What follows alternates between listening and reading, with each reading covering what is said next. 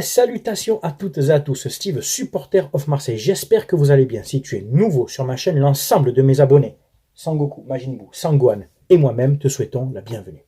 Comme tu as pu le voir dans le titre de la vidéo, c'est officiel. Oui, tu sais que sur cette chaîne, quand je dis que c'est officiel, c'est que c'est arrivé. Hein.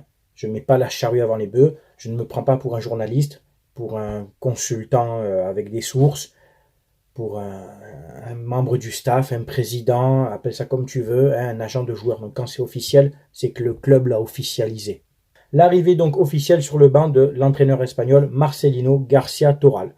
Sur ma dernière vidéo, je vous avais annoncé la venue de cet entraîneur via un message de Mohamed Bouafsi, ce grand journaliste qui lui est crédible, qui lui a une crédibilité journalistique, qui a souvent annoncé des trucs justes, qui ne parle pas pour rien dire, qui ne fait pas de désinformation, suivez mon regard.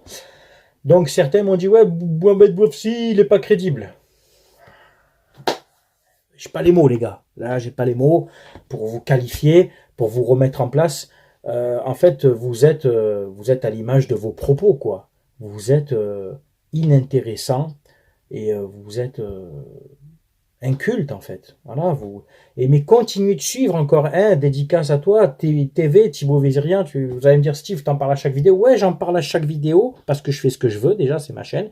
Et puis parce que j'ai vu dernièrement encore qui s'est comporté très mal avec un supporter de l'OM qui est monté en live sur sa chaîne, d'ailleurs que je salue ce supporter, qui a voulu essayer d'avoir un échange avec lui, mais Thibaut Vézirien manipulant bien la langue française, manipulant bien les phases dans une conversation pour prendre le dessus, pour inverser les rôles, etc. Tu sais, tous ces moyens de communication que je connais, moi, que tu peux pas me la faire à l'envers à moi, en se faisant passer pour gentil et l'autre pour le méchant, en lui coupant le micro, comme ça, mais il peut pas s'exprimer. Donc, tout ça, ce sont des méthodes de merde. Ce sont des méthodes de pauvres mecs. C'est la honte du journalisme français, Thibaut.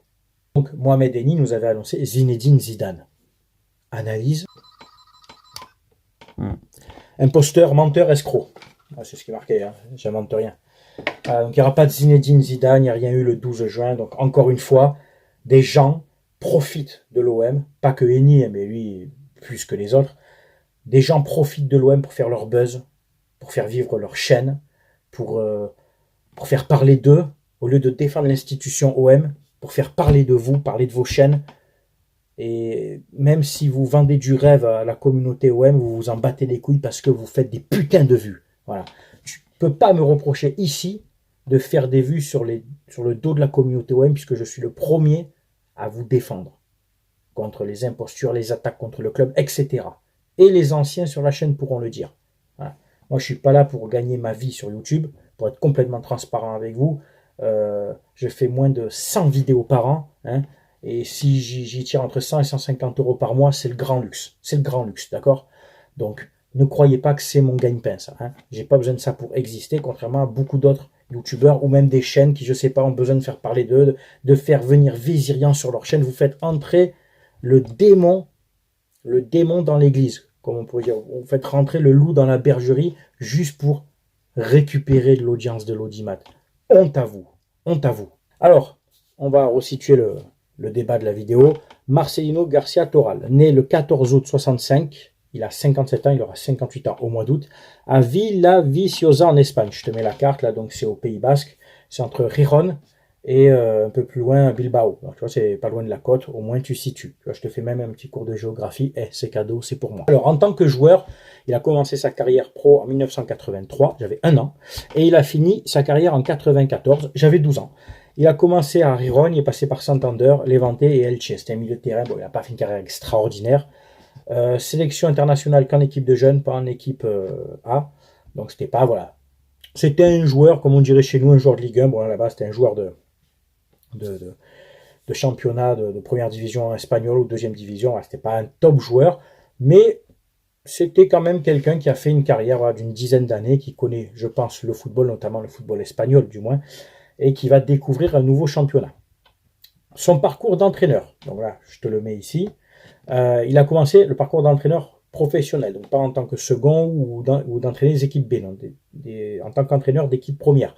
Gijón de 2003 à 2005.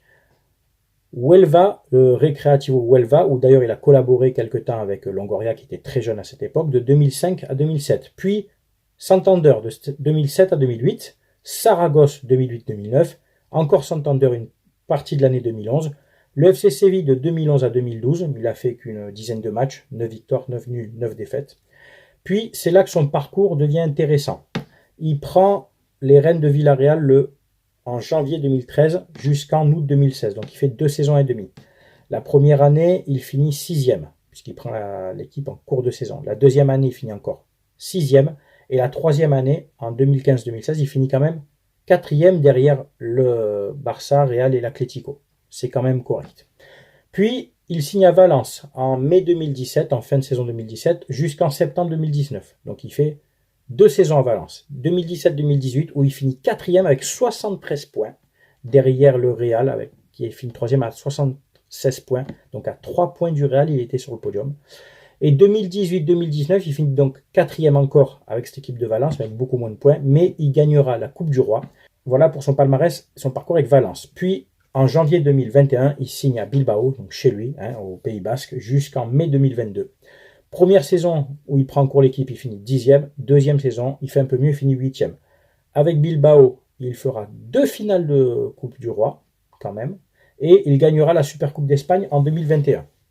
Alors, de ce que j'ai vu, Marcelino est un adepte du 4-4-2 à plat, mais visiblement c'est un adepte mais strict, c'est-à-dire ce que Igor Tudor imposait dans son 3-4-1-2, et il changeait guère sa disposition. Apparemment, Marcelino a l'air de faire pareil, contrairement à un Gallardo qui avait 2-3 plans de jeu différents. 4-4-2 à plat, donc les cartes vont être redistribuées. Est-ce que ça va être un 4-4-2 avec un 9 et un faux 9? Il y aurait potentiellement une place pour Payet, derrière un Sanchez, ou Vitinha, Sanchez. À gauche, ça peut être Harit, à droite, ça peut être Under, une paire Verretou, Rongier ou Guendouzi au milieu, et après une défense, Mbemba, Gigot par exemple, Klose à droite, Kolasinac à gauche. Bon, après tu peux meubler, tu as Balerdi, etc. Mais il va y avoir du mouvement cet été, donc je ne vais pas commencer à faire des projets sur la comète d'une composition. Là je t'ai donné déjà un 11 qui tiendrait la route quand même, avec Paolo Lopez dans les buts. C'est donc officiel, Marcelino sera l'entraîneur de l'Olympique de Marseille pendant 2 saisons si tout va bien. Le mercato va pouvoir commencer, il va travailler avec Longoria, avec qui il avait réellement travaillé à Valence en 2018. Lui était entraîneur, Longoria était directeur technique, ça avait plutôt bien marché. Donc j'ai envie de croire en lui, j'ai envie de lui donner sa chance, donnons-lui sa chance, même si ça ne fait pas rêver. C'est un entraîneur qui est très strict, qui est très à cheval sur l'hygiène alimentaire, sur les repas des joueurs, sur la condition physique, sur le poids. Donc c'est peut-être un plus. Bon, est-ce que certains joueurs vont supporter son exigence? Je pense notamment à Dimitri Payet. Sachant que c'est sa dernière année de contrat, il aura peut-être envie de prouver. Donc franchement, Dimitri, donne tout, donne tout sur cette saison. Sors par la grande porte, s'il te plaît. Voilà, fais-toi une dernière belle saison, quoi.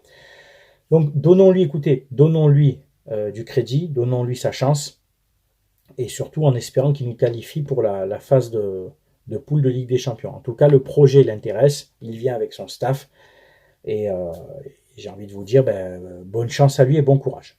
Voilà, écoutez, c'est tout pour cette vidéo. On a fait le parcours de Marcelino, joueur, entraîneur, son petit palmarès, ce qu'il peut apporter, son plan de jeu, sa complicité avec Longoria, ils sont très proches, ce sont des amis, et j'ai envie de te dire, advienne que pourra.